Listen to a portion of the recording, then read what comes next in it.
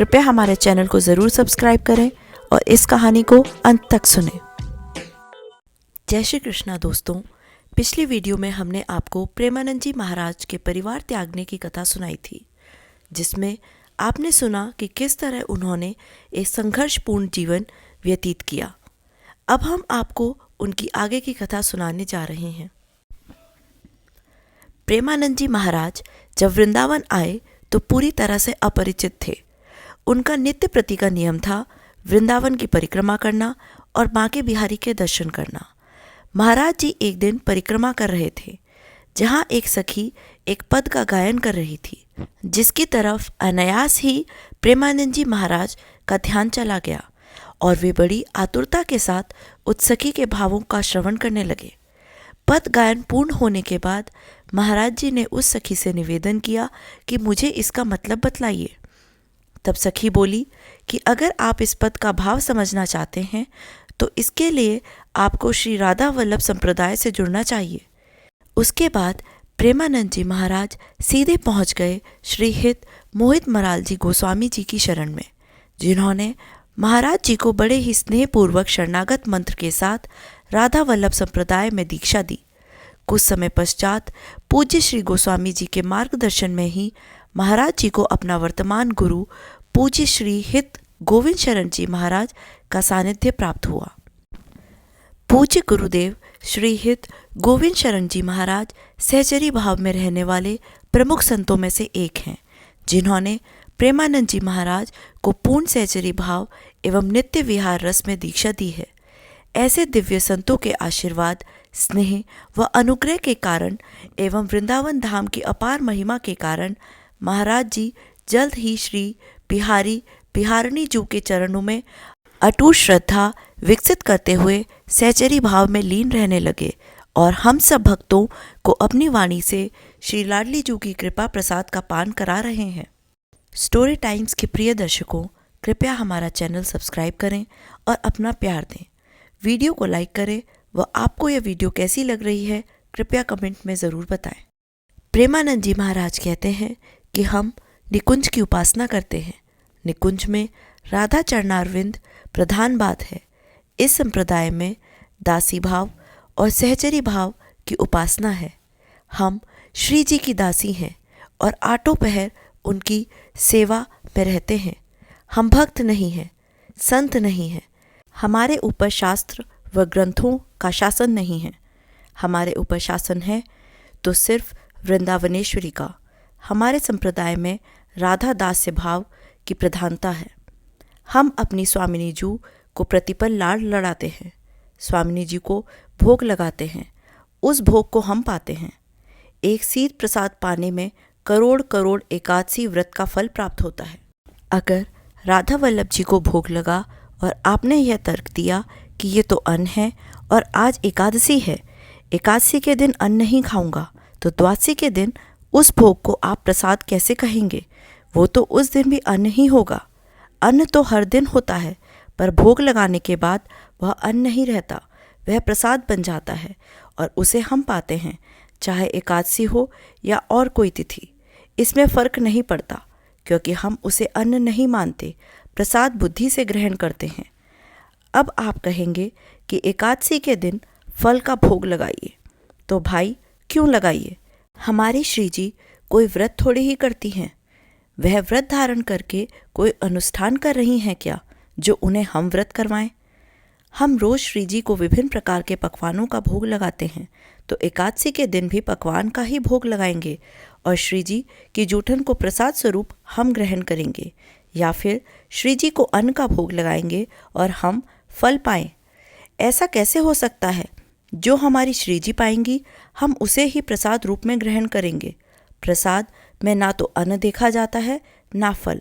प्रसाद केवल प्रसाद होता है। इसलिए हमारे यहाँ एकादशी तो क्या, किसी भी व्रत की महिमा नहीं है। यही कारण है कि यदि ग्रहण भी पड़ रहा हो तब भी हमारे तटीय स्थान में पंगत चलती रहती है, क्योंकि हमारी कोई सनातन धर्म की उपासना नहीं है, महाप्रेम रस की उपासना है। हम केवल स्वामिनी जी के झूठन के अधीन हैं, ना कि किसी व्रत, शक्ति या आराधना के। प्रेमानंद जी महाराज कहते हैं कि जब तक हमारे हृदय में अन्य के प्रति दोष बुद्धि है, अपनत्व की भावना नहीं है, तब तक भगवत प्राप्ति संभव नहीं है। यदि सावधानी पूर्वक कथा कही जाए और कथा सुनी जाए तो कथन व श्रवण मात्र से ही भगवत प्राप्ति हो जाएगी। भगवत यश गान से ही भगवत प्राप्ति संभव है। इतना सामर्थ्य अन्य किसी मार्ग या साधन में नहीं है। हमें भगवान के यश का गान कपट व स्वार्थ को छोड़कर केवल भगवान की प्रसन्नता के लिए करना चाहिए, क्योंकि ये जन्म प्रभु को रिझाने के लिए ही मिला है। चाहे हम गृहस्थ में रहें, चाहे विरक्त में रहें, ऐसे प्रभु को कोई फर्क ही नहीं पड़ता। हम सब प्रभु के लाडले हैं। अगर हमने प्रभु को रिझा लिया तो बात बन गई। लक्ष्य केवल प्रभु को रिझाने का रखो तो दुनिया का संपूर्ण वैभव तुम्हारे अधीन हो जाएगा, क्योंकि संसार का सारा वैभव व सारी माया प्रभु की ही है। हम प्रभु के बच्चे हैं। पिता की संपत्ति पर पूरा अधिकार उसके पुत्र का होता है। जिस किसी भक्त की भावना व भक्ति इस स्तर पर पहुंच जाती है तो उस अनंत प्रभु की जितनी भी सामर्थ्य है वह सब भक्त में प्रकाशित हो जाता है। और सच कहा जाए तो इस स्तर के जो भक्त होते हैं वो भक्त होने का नाटक करते हैं। वास्तविकता में वे भगवान ही होते हैं। भगवान की लीलाएं बुद्धि से नहीं जानी जा सकती, ये तो केवल कृपा से ही जानी जा सकती हैं। प्रेमानंद जी महाराज के साथ एकांतिक वार्तालाप बिल्कुल ही निःशुल्क है, जिसमें सम्मिलित होकर आप अपने मन के जिज्ञासाओं व समस्याओं का समाधान सीधे तौर पर महाराज जी के सन्मुख बैठकर कर सकते हैं। महाराज जी बड़े ही प्रेम भाव व स्नेहपूर्वक भक्तों द्वारा पूछे गए सवालों का श्री जी की प्रेरणा से जवाब देते हैं।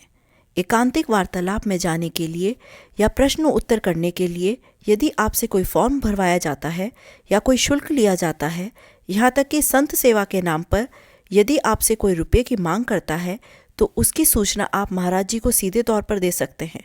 उसको कठोर दंड से दंडित किए जाने का प्रावधान है। एक समय ऐसा भी आया था जब प्रेमानंद जी महाराज को अहंकार हो गया था। प्रेमानंद जी महाराज एक बार वृंदावन में अपने गुरुदेव के साथ दंडवती परिक्रमा कर रहे थे। रास्ते में थकान दूर करने के लिए एक पेड़ के नीचे दोनों बैठ गए। तभी गुरु का आदेश हुआ कि भिक्षा मांग कर लाओ। क्योंकि प्रेमानंद जी महाराज ब्राह्मण जाति के हैं, इसलिए संत होने के बाद भी उनके अंदर से उच्च जाति का भाव नहीं जा रहा था। शायद इसी के समाधान के लिए उन्हें गुरुजी ने भिक्षा मांगकर लाने का आदेश दिया था। साथ में ये भी कहा था कि ब्रजवासियों से कभी उनकी जाति मत पूछना, चुपचाप भिक्षा मांगना। वे जो भी बोलें सर नीचा करके सुनते रहना और भिक्षा लेकर ही आना। ऐसा इसलिए क्योंकि समस्त ब्रजवासी कोई सामान्य मनुष्य नहीं है, वे सब भगवान के पार्षद गण हैं। यदि उनकी जूठन भी मिल जाए तो मानव मात्र का कल्याण हो जाए। आदेश पाकर प्रेमानंद जी महाराज एक घर जाकर भिक्षा मांगने लगे तो एक महिला ने आकर एक रोटी पर प्याज की चटनी रखकर महाराज जी के हाथों में रख दी। तभी अचानक उस घर के अंदर से एक सूअर निकला, क्योंकि वह महिला अपने घर में सूअर पाला करती थी। यह देखकर महाराज जी बहुत ही असहज हो गए और चुपचाप अपने गुरुजी के पास आकर सारी बात बताई। प्रेमानंद जी महाराज अपने गुरु से बोले कि गुरुदेव, यह रोटी निम्न जाति वाले के घर से लाया हूँ। गुरुदेव बड़े ही सहज भाव से बोले, तो क्या हुआ, इस रोटी को हैंडपंप पर धोकर लाओ ताकि प्याज की गंध चली जाए और उसके बाद आधी तुम पाओ आधी मैं पाऊंगा। प्रेमानंद जी महाराज कहते हैं कि उस दिन से मेरे सारे अहम व उच्च जाति की सारी विचारधारा मेरे अंदर से नाश हो गई। वृंदावन के अंदर जो संत भिक्षा मांगते हैं उसका मुख्य कारण यही है। ब्रजवासियों को इसका कोई अपराध भी नहीं लगता, क्योंकि वे सब भगवत पार्षद हैं। शायद आपको यह जानकारी होगी कि प्रेमानंद जी महाराज की दोनों किडनियाँ विगत 10 से 15 सालों से काम नहीं कर रही हैं, पर आज हम आपको पूरा सच बताने जा रहे हैं, जिसे जानकर आप वाकई हैरान रह जाएंगे। महाराज जी को पॉलीसिस्टिक किडनी रोग है, जिसे संक्षिप्त में पीकेडी कहा जाता है, जो कि किडनी की एक वंशानुगत बीमारी है। यह माता पिता से संतान में जीन्स के जरिए आती है। इस बीमारी में किडनी के ऊपर सिस्ट बन जाते हैं, जो कि तरल उत्पाद से भरे होते हैं। किडनी पर बने यह सिस्ट बहुत छोटे आकार से लेकर बड़े आकार तक हो सकते हैं और इनकी संख्या लाखों में हो सकती है। स्थिति गंभीर होने पर यह सिस्ट न केवल किडनी के ऊपर बल्कि किडनी के भीतरी हिस्सों में भी हो सकते हैं। अगर इनका सही समय पर उपचार न किया जाए तो इससे किडनी का आकार सामान्य से बड़ा होने लगता है, जिससे किडनी खराब हो सकती है और कभी कभी किडनी फटने का भी खतरा बन जाता है।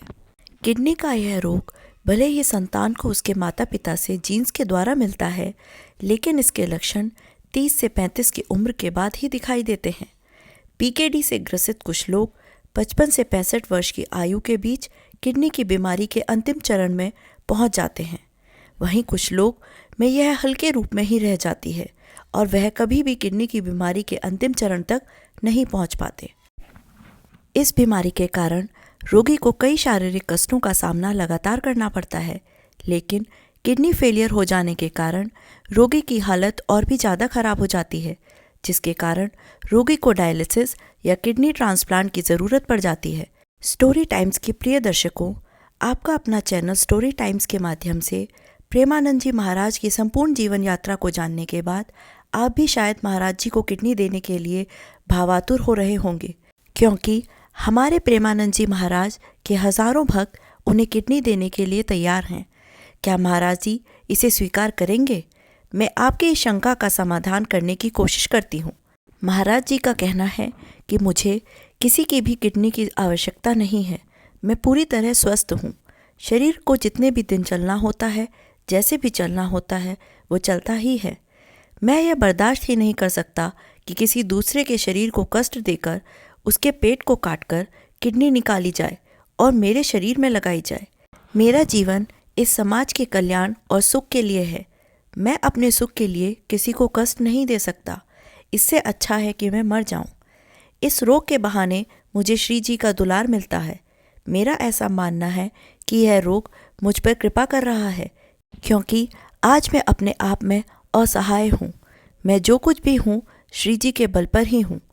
जिस इंसान की किडनी फेल है, क्या वह साधना कर सकता है? पर रोज भजन व सत्संग हो रहा है। श्री जी करवा रही हैं। यह उन्हीं का सामर्थ्य है। मैं तो सामर्थ्यहीन हूँ। श्री जी का सामर्थ्य भी कैसा कि आप मुझे देखकर यह कह ही नहीं सकते कि मैं किडनी फेलियर हूँ। मेरे पूरे शरीर में 24 घंटे दर्द रहता है, पर मैं कभी दर्द से कराहता नहीं हूँ। मेरा चेहरा कभी उदास नहीं दिखता। मैं हमेशा हंसता मुस्कुराता रहता हूँ। इस रोग की स्थिति में भी मैं रोज रात्रि 11 बजे सोता हूँ और सुबह 3 बजे उठ जाता हूँ। और रही बात ताकत की, तो हमने कभी अपने आप को शक्तिहीन अनुभव ही नहीं किया। आज भी कुश्ती में अपने से दोगुने शरीर वाले व्यक्ति को 2 मिनट में पटक सकता हूँ। यह है श्री जी का दुलार और सामर्थ्य। अगर कोई मुझे किडनी देना ही चाहता है तो इससे कोई लाभ नहीं है, क्योंकि अगर श्री जी का मुझसे जगत मंगल का कार्य करवाना है तो यही खराब किडनी ही चलती रहेगी।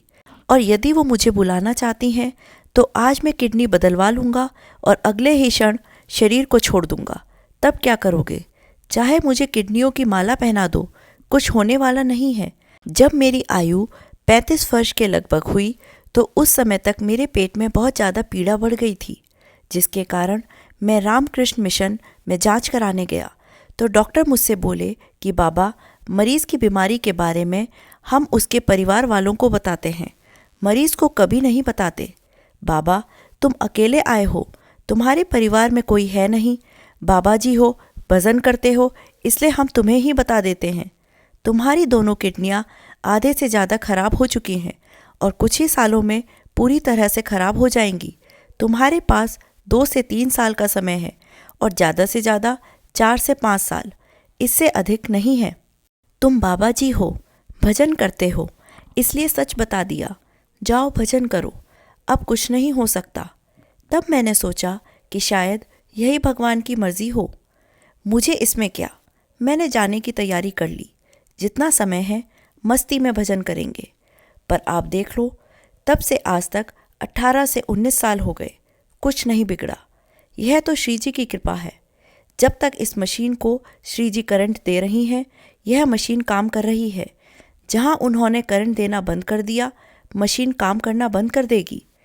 मेरी दिनचर्या देखकर कई संतों को तो विश्वास सा ही नहीं होता कि यह आदमी डायलिसिस पर जीवित है। कई पूज्य संत तो एकांत में मुझसे पूछा करते हैं कि बाबा, क्या सच में तुम्हारी किडनी फेल है कि बस किडनी फेल होने का नाटक कर रहे हो? तब मैं अपने वस्त्र उतारकर सीने में डली हुई पाइप दिखाता हूँ, तब जाकर उन्हें विश्वास होता है। प्रेमानंद जी महाराज कहते हैं कि मैं अपनी आयु से नहीं चल रहा, किडनी से नहीं चल रहा, मानसिक शक्ति से नहीं चल रहा हूँ, मैं अपनी लाडली जू की मुस्कुराहट से चल रहा हूँ। वो जब तक यहाँ चलाना चाहती हैं तो यहाँ चल रहा हूँ, वह जब बुला लेंगी तो यहाँ से चले जाएंगे। जाने का समय सबका निश्चित है, जब मेरा समय आएगा तो जाना ही पड़ेगा, कोई नहीं रोक सकता। और जब तक मेरे जाने का समय नहीं आया तो यहाँ मेरा कोई कुछ नहीं बिगाड़ सकता। प्रेमानंद जी महाराज बताते हैं कि आज से लगभग 10 वर्ष पूर्व मेरी ऐसी दशा हुआ करती थी कि मैं वही खा सकता था जो मांग कर लाता था। यदि किसी दिन भिक्षा नहीं मिलती थी तो कुटिया में भूखा ही पड़ा रहता था। उस समय भी मेरी किडनियाँ खराब थी, दवाइयों के लिए पैसे की आवश्यकता रहती थी। 4 सज्जनों के घर ऐसे थे जिनसे मुझे नियमित रूप से पैसा मिल जाया करता था। तब कहीं जाकर 1800 रुपये की दवाई आती थी। मेरी दोनों किडनियाँ फेल हैं, डायलिसिस होता है, लाखों रुपयों का खर्च है। मांगने से कोई इतना पैसा देता क्या? इतना पैसा कहाँ से आता? पर ये सब लाडली जी की कृपा से सैकड़ों लोग सेवा में हैं, सब व्यवस्थाएं हो रही हैं। जब तक मैं अपने बल से सोचता था तो मांगने जाना पड़ता था, लेकिन जब से मैंने अपने प्राण समर्पित कर दिए हैं, यह मान लिया है कि हम तो गरीब बाबा जी हैं, क्या है हमारे पास? न 1 रुपया, न एक आदमी। तब से भगवान अपना बच्चा समझकर सारी व्यवस्थाएं कर रहे हैं। प्रेमानंद जी महाराज जिस किसी भी आश्रम में रुकते थे तो जैसे ही आश्रम वालों को पता चल जाता था कि इसकी तो किडनी खराब है, तो वे ये सोचते कि यदि ये यहाँ रहा तो दवाई करानी पड़ेगी, पैसा खर्च होगा, इसकी सेवा करनी पड़ेगी, और यदि यहीं मर गया तो। इसलिए पता लगते ही उन्हें तुरंत ही आश्रम से निकाल दिया जाता। और प्रेमानंद जी महाराज समझ जाते कि मेरा इस दुनिया में कोई है ही नहीं, इसलिए मेरे साथ ऐसा व्यवहार हो रहा है। आज आप लोग जो कुछ देख रहे हो ना, यह सब लाडली जू का है, मेरा 1 रुपया भी इसमें नहीं है। इसी वृंदावन की बात बताऊं तो कड़ाके की ठंड में गेहूं के बोरे सिलकर उन्हें ओढ़कर रातें गुजारी हैं मैंने। यह दशा थी मेरी, कुछ नहीं था मेरे पास।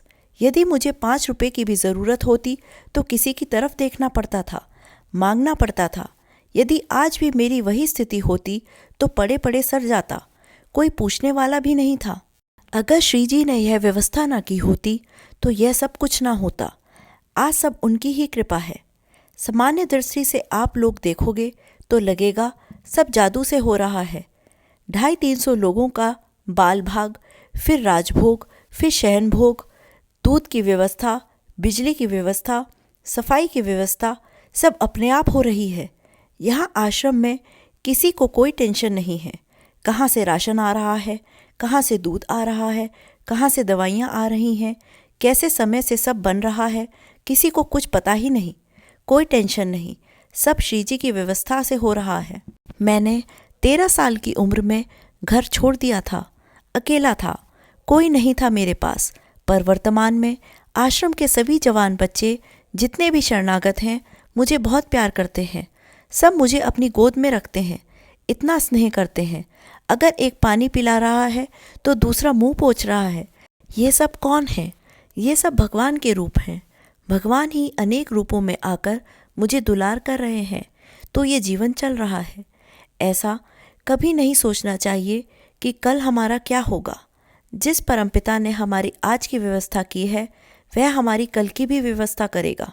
यही वह मर्म है जिसे ब्रह्मज्ञानी जन, संतजन, महात्मा जन जान गए तो जीवन से मुक्त हो गए, और संसारी लोग नहीं जान पाए तो आपस में एक दूसरे पर लाठी चला रहे हैं कि मेरे भगवान बड़े हैं, तुम्हारे भगवान छोटे हैं।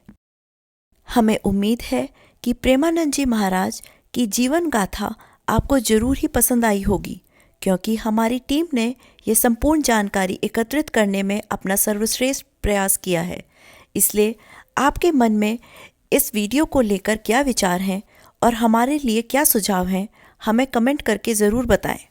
आने वाले दिनों में ऐसे ही आध्यात्मिक वीडियो को देखने के लिए स्टोरी टाइम से जुड़ें। प्रेमानंद जी महाराज की पूरी जानकारी की वीडियो को अंत तक देखने के लिए आपका धन्यवाद। जय श्री कृष्णा दोस्तों। आज की इस वीडियो में बस इतना ही। आपको ये वीडियो कैसी लगी आप हमें कमेंट में ज़रूर बताएं और अपने दोस्तों के साथ ज़रूर शेयर करें। हमारे चैनल को भी सब्सक्राइब कर लें। फिर मिलते हैं किसी नई वीडियो के साथ। तब तक के लिए धन्यवाद।